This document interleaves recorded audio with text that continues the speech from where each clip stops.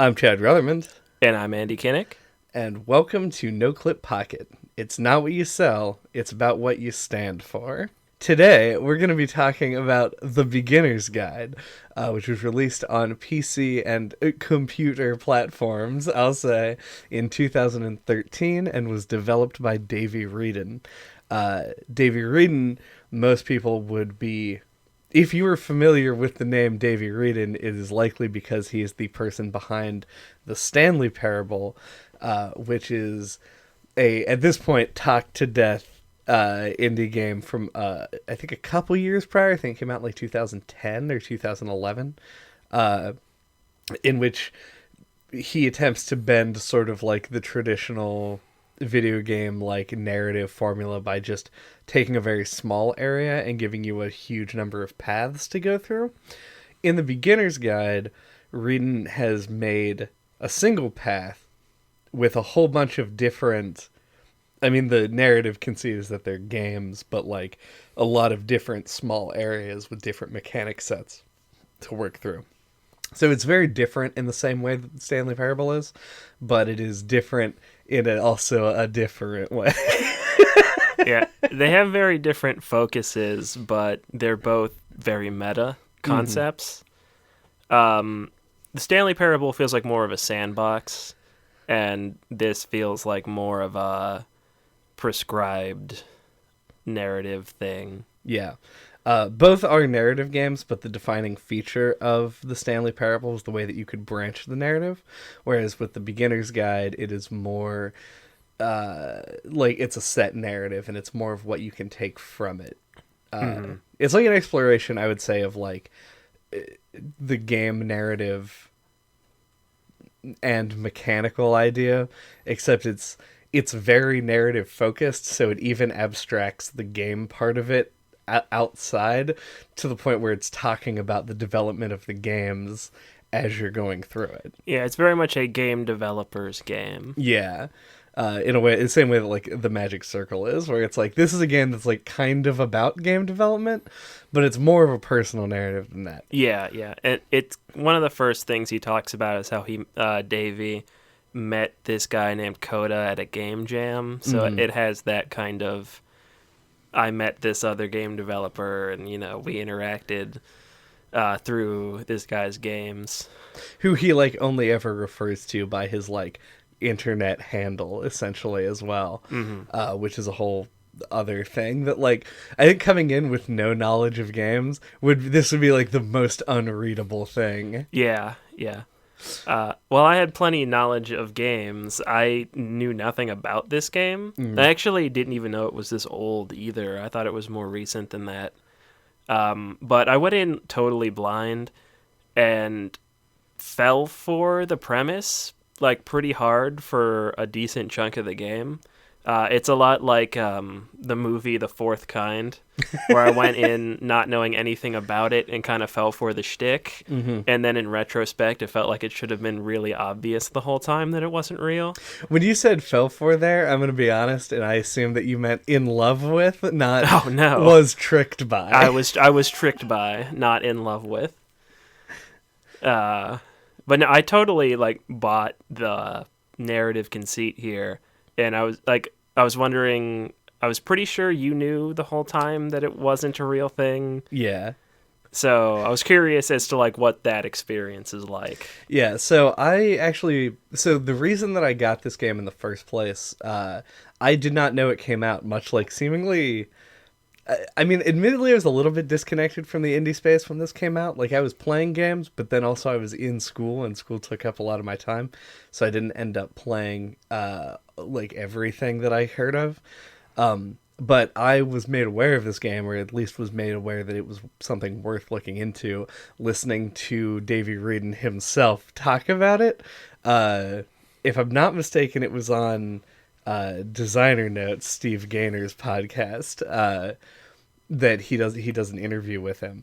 And Davey Wreden seems like the most like genuine cool dude when he gives interviews. Like I'm not going to make any claims about the actual dude, but and I don't know, like hearing him describe the game and how it sort of like came about and why it was made and all that stuff, was very cool, and so I looked into it. So I did know that Coda is not a real person, and the game is there to tell this like personal, like very down to earth story before going in, but I didn't know the contents. Mm-hmm. Is it inspired by anything?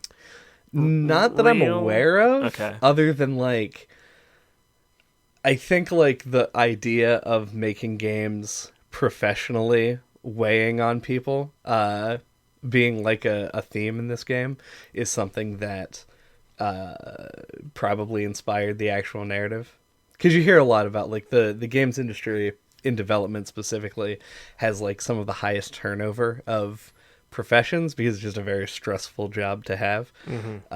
And I think that like being an indie developer and having like a smash breakout hit with the Stanley Parable, the Indie Parable, which I'm sure is the coming soon to Netflix documentary about the follow up to Indie Game the movie. But having a big like smash hit like that probably put a lot of pressure on him, which to make something else. Yeah, and so this was probably a response to that. Mm-hmm. Yeah, so I kind of mentioned it already, but the basic idea of the game is it's presented as Davey narrates it, and I think he gives a surprisingly natural sounding performance for someone who isn't like a voice actor, to my knowledge. Right. And he's the setup is that he met this guy named Coda at like a game jam or whatever, and he showed him his games and he thought they were really interesting and they like stood out to him, so he wanted to become friends with him and like, you know, play his games, like little prototypes and everything. And the idea is that Davey compiled them all and is like putting them out as a collection that he's doing like commentary on. So, and as I said, not knowing anything about it, it seems genuine. But on a replay, because we played it again before doing this, I like the foreshadowing that's in there from like the very beginning. How Davey is willing to like change things about the games to like suit his own idea of what they're supposed to be. Right. And it's something that goes completely over your head the first time. Like how he like makes you be able to go regular speed up the stairs, and and solving the maze where he's like you got to the end and you got to the beam of light and it shot you in the air. Yeah. And he gives a whole spiel on what he thinks it means, and like and he makes a statement that like when you got there the first time that happened and it was a mistake, which seems like conjecture. Yeah. And you know, there's a lot of clues in there that what's going on isn't like a genuine story. Yeah, there's an argument to be made even that within the fiction of the game, which I think we can just assume from here on out anytime that we discuss this kind of a thing, when we're talking about Davey Wreden, we're talking about fictionalized Davey and not real Davey. Yeah. There's a difference between like the things that he'll change and tell the player about versus the things that he doesn't. So like the lampposts and things go unnoticed, but then he does call out like, oh, the game killed you. And it's not even because he describes it as a mistake, like you said, but it's not even necessarily clear if the raising through the roof thing ever actually happened or if that's something that he himself inserted. Yeah. Potentially he tried to like build out that game that did exist, and he was not as good, like as talented, and was unable to make it work. And so he's now putting his own thing in and saying like, this is the deep meaning that he meant for this game. Yeah, I don't know. It's fascinating in that way. Like but playing it through again is an experience. Like if you've played this game once, go play it a second time, because like it's so much more menacing the second time around. Yeah. Like you pick up more on what he's doing. Yeah, it's not the best comparison, but it's almost like watching Shutter Island a second time and like knowing what's going on. It's very different, and it's still enjoyable in a completely different way. But I feel like the game, this is just my own kind of personal feelings on it, and I want to get your take. I feel like the game shows its hand either, I don't know, like too early, or like I feel like they should have Blair Witched this and tried to make it as believable as possible, and then have the realization that the story is like a fabrication be like a secret. Like, take some inspiration from the Stanley Parable and have a section where you can like break out of the boundaries of the map, and then you can find the secret level that has the messages on the walls, like that are like, quit putting lampposts in my game. Like, I was just thinking about that, like, as an idea. I think this sits in a weird spot, where like I don't know how, like, I feel like the fact that it just plays out as a regular narrative kind of dampens it a little. Yeah. And if the fact that he's made up a lot of the stuff he's told you was more of a secret, I think that would enhance it. Yeah, I think I kind of agree with that. So I think there's like one thing that I want to like hone in on, which is the first 99% of this game is really good for a different reason that the last 1% is good. I think that it's like separately great. Where if you played through this game and didn't have the tower, like the last level where sort of like the like you say the hand is played, then you end up with this very interesting like sequence of things with Wreden's like impeccable narration going over it, where you are actually wondering, like you want to know what Coda is, like what is he thinking, what is he doing, do these mean anything, or is there a connection? And those are the sort of like mysteries that are rattling around in your tiny little brain as you approach the closing.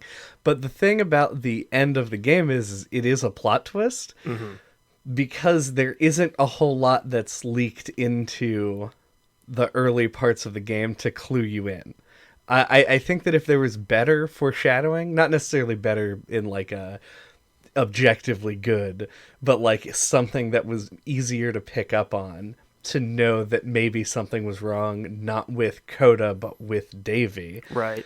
Then you could get away with hiding the ending. Yeah, I feel like it's maybe a little bit too long as well as it is now, because I think even if you go in blind, by the time you get to the end, you're probably already thinking like, there's no way this is real. Like there'd be all kinds of legal things, or you'd be like a horrible person for doing all this without the person's permission. Like it goes on a little too long that you start to think about all of the implications of this in the real world. But I don't know if they really want you to believe it's real or not. I don't know really what the intent is, but like personally, I think it would be better if they played it straighter and then they had the twist as a secret. Okay. I mean, yeah, I think that the conceit of the game is such that you have to assume that they want you to think that what is going on is real. I think it's one of those things where you should be able to appreciate it, whether or not you know, but the experience would be different, just inherently. Similarly, like going into Blair Witch. Like watching Blair Witch thinking that you're watching somebody actually filming themselves in the woods is a very different experience than watching a scripted movie. And the fact that this is potentially... like, even just spool back and, like, imagine... like, because the thing that is there, that exists, is real and can happen. Like, you could take a bunch of tiny games, string them together, and do commentary over it. And that would be a real thing that is possible and is cool as shit. Yeah. And is not really a thing that we see. So already interesting. Going in thinking that's what it was is fascinating by itself. Right. The fact that it's fictionalized is almost like set dressing at that point, because you have this very cool thing and then the wrapper around it is this narrative. And even though it is a narrative-based game, the narrative is probably what most people would say is the most important part. I find the execution to also be worthy of its own sort of like recognition, I guess. Yeah. Yeah, I mean, I like it as it is. I just can't help but think about how it could be stronger. I don't know. I would like to see this done for real. No, yeah, I like that you touched on that, because I have that in my notes, that this feels like a really clever premise, even without the narrative. Like a clever use of art assets and a clever use of for small game ideas that you might not know what to do with. Like this just played as like a dev diary where you string all your little prototypes of games together and you talk over it about your design process is a good one just on its own. Yeah. And I mean, that's like, because they talk like explicitly about the source engine in the game. It's like something that people are generally familiar with, but it also like gives context to the way that the game is programmed and the fact that like these things can all exist together, because theoretically if you made a bunch of things in a bunch of different engines, the game would chug pretty hard trying to get them all to run. If it even could. Yeah, like depending on the compatibility of everything. But the way that it's made is really interesting in its own right. And yeah, I'd love to, like, if somebody made like several prototypes for something and then recorded their and let you actually play it, like that's a whole other fucking world. It's for people who are interested in game design. And I feel like those people might be somewhat disappointed by this game if they thought it was real. But yeah, it feels kind of like special features on like the Lord of the Rings or something that's all about the making of those movies, but for games. And I feel like there's definitely a market for that. Like Valve used to do this. They used to put like little commentary bubbles that you could turn on in their games. Like they did it around like the Left 4 Dead era. Because I remember going through. They're fucking amazing. Like I think Amnesia added it at some point, and I've been meaning to go back through and play it with the commentary on, but haven't. It is real, but I want it more. Right. I want to talk about... So, I mentioned that the narrative is personal, and I don't think that the narrative being personal, I think, reflects on Davey. I mean, just like it's told by one person. There's only one real character in this story, which is kind of unique. This is almost like a second-person game where you are acting in the world and technically driving the action by moving from beat to beat, but you are not a character. You are you. You are you are whoever you are in real life. And Davey is the only character who's speaking to you and about someone else.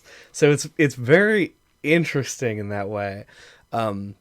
But because of that, like, the narrative revolves around Davey, both because it's from his point of view and also because he's the only person there that you can actually, like, glean any information from outside of the physical game itself, which is worth noting. But, hold on. Now, I like, added way too many parentheticals to that. I've now lost my train of thought. Oh, yeah, I don't want to dive too far into interpretation, mostly because I don't want to sound stupid. Like you don't know what you're talking about. Right. Yeah. But, like, there's an element of metaphor to this, and I love the way that the game plays with it. So, like, you're given this puzzle that comes up, the puzzle, where you go through a door, enter a middle space, then turn around and hit the switch on the other door to open the door in front of you. So, and the puzzle repeats itself, whether it actually is in all of these games or if Davey has reinserted this is unclear. But I love that the game introduces it to you. He's like, here's a puzzle, see if you can figure it out. And you do, you figure it out, and you move on. He'll tell you the answer if you take too long. Okay, yeah. So you do whatever it is, but you get through the puzzle. And he's like, that was a cool puzzle. You'll see it again. And then you play a few more games, and he and the puzzle shows up again. He's like, what do you think it means? And then he proceeds to just tell you what he thinks it means. So there's this element of metaphor where the puzzle is in the game, and it's like you can have your interpretation of it immediately if you think it is something worth thinking about. But then he explicitly asks you and then gives you his interpretation, making it like the answer. And it's I think that albeit a metaphor in itself, is a metaphor for sort of how the whole game plays out, where it's like, here's all of the work, and then Davey is forcing his own interpretation on it to you, and you have no agency in the matter. Yeah, it could be. It kind of almost feels like a metaphor for like game design in general, right? Because you're presented with a puzzle in a game, and you have the opportunity to like figure it out, but in the end, there's only the one right answer. Right.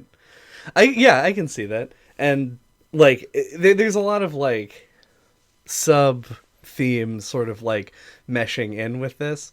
Like the lamppost is supposed to be interpreted metaphorically, and Dave even, of course, is right there with his explanation of why it is metaphorical, and it is the same reason that people use light posts in game development, largely, where it's like they use these things that emanate light because they draw your attention and they draw you to them, and then he gives a metaphorical reason for it and then puts it artificially in all the games. So I really love that element of the narrative where it's like Davey's interpretation overriding like what is actually there, and you having to like actually going along with it because he's the voice of authority. It's not till the end of the game that you know maybe he isn't. Yeah, it feels like a one-sided discussion, where it almost kind of feels like a book club style thing where he's inviting you to think about what's presented, and then before you can really think about it too much, he cuts you off with the right answer. And that is an interesting dynamic. Yeah, it's just really cool storytelling. And then you have the other like X factor of Coda, and like not actually really knowing if Davey's interpretation is even right. Yeah. But as it goes, you start to just accept what he tells you. And then even Coda gets a voice a little bit at the end, but it's very accusatory. It's very sort of like Coda doesn't seem blameless in this, really. It's just sort of that Davey is insane, and Coda is like, just like, hey, leave me alone. Right. It's a very normal response, but like it's not like it's not therapeutic in the way that you like want it to be as closure. Right. But yeah, that's what I have to say on the narrative. I feel like when people play this game, it probably makes them feel different things. Yeah. I find the storytelling, like the way that they actually tell the story, to be really fascinating. And I find the story overall to be like pretty sad, and that's about where I'm at with it. Definitely on like for both parties. You know, like nobody really gets what they want or anything like that. Yeah. And he never told me what the 3 dots mean. That's something both playthroughs I had noticed in like 1 or 2 levels that there were like 3 dots. It's on the machine. Yeah, but like then the big one. Yeah, but then just totally forgot. And then when I read that note, or when he says it in the narration. Yeah. Yeah, like Coda won't tell me what please tell me what the 3 dots mean. And then I'm like, oh yeah. Like that's something that I feel like was maybe a little too subtle. Yeah. Yeah, and I mean, even if it's supposed to have a meaning, like I don't actually know. Yeah. But no, it's a really enjoyable experience. Yeah, it's very unique, and that kind of ties into what I was talking about before. It's just like it's a very unique premise. It's got a unique dynamic, and it just like tickles that part of my brain that makes me think like, how would I tell this kind of story? Which is why I was like critiquing it earlier. Yeah, probably not like this for me. No, yeah, it seems pretty far outside of my box. Do we have final thoughts?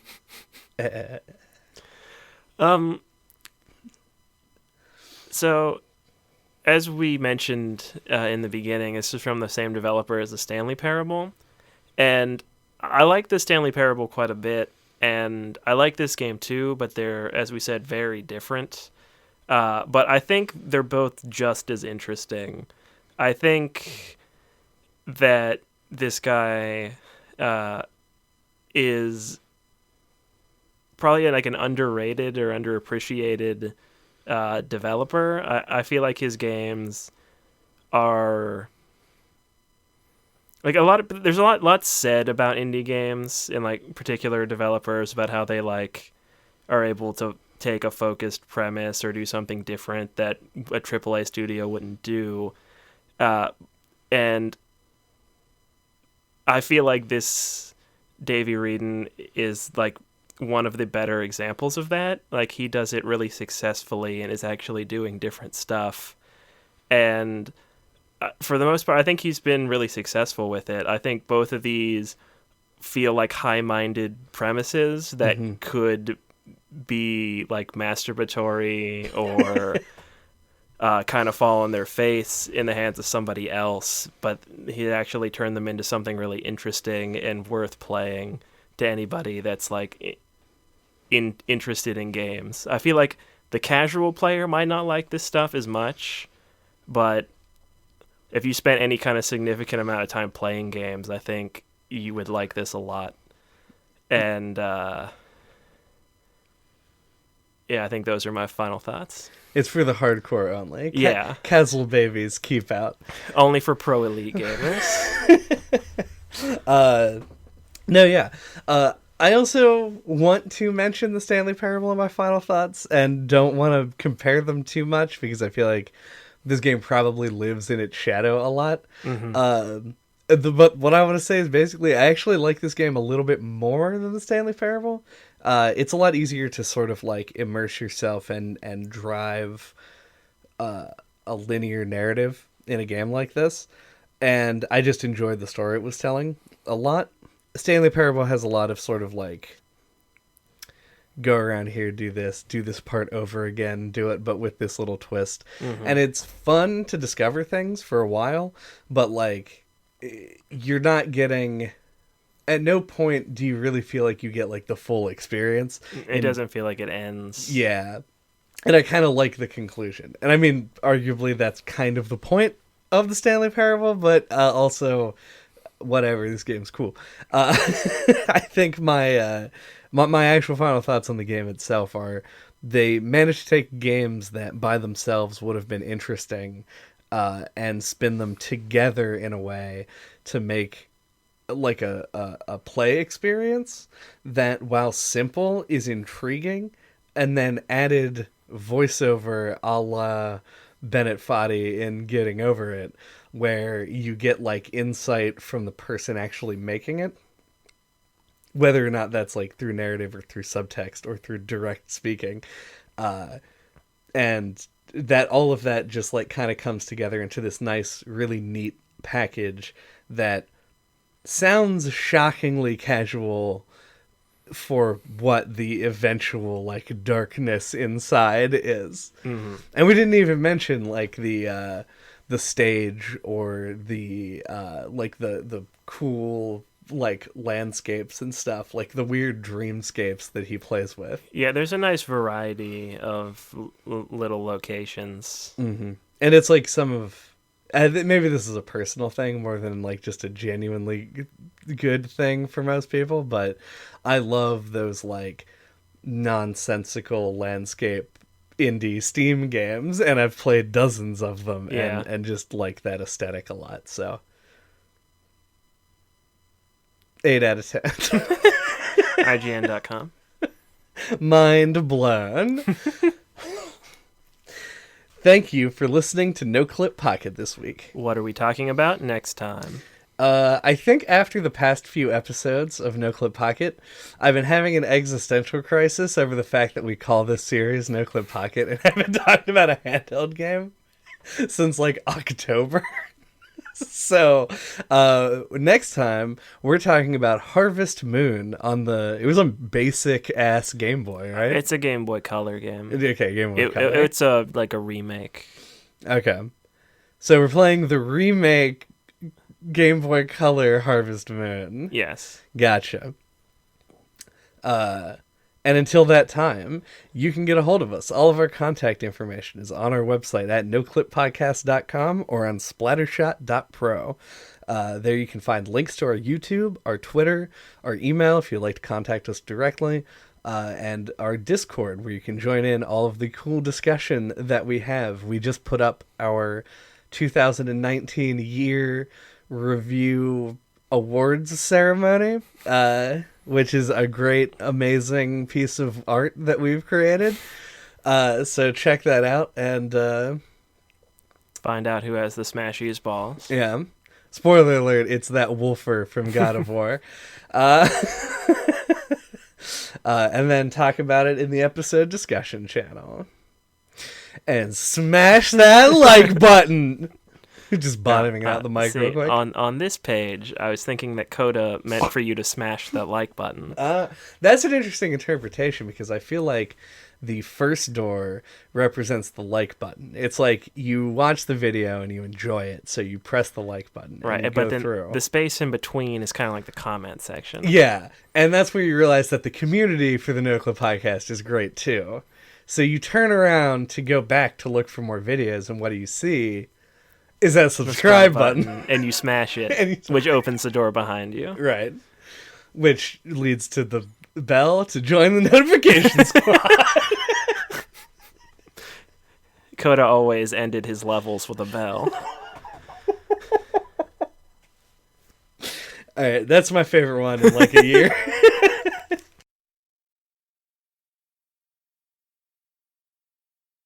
Some words. I'll murmur those sweet, sweet, sweet, sweet, sweet, sweet